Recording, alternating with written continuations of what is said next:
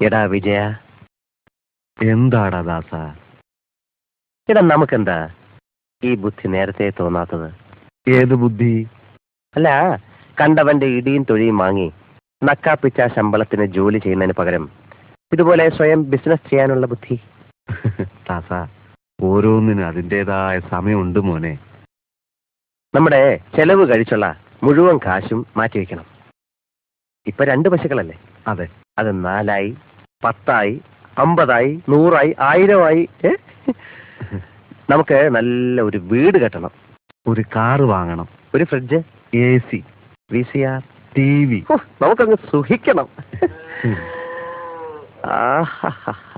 അവറ്റകളുടെ കരച്ചിലേക്കാൻ തന്നെ എന്തൊരു സുഖം, എന്തൊരു സംഗീതാത്മകം. ഐശ്വര്യത്തിന്റെ സൈറം മുഴങ്ങുന്നത് പോലെ ഉണ്ടല്ലേ? ഈശ്വരാ രക്ഷിക്കണേ.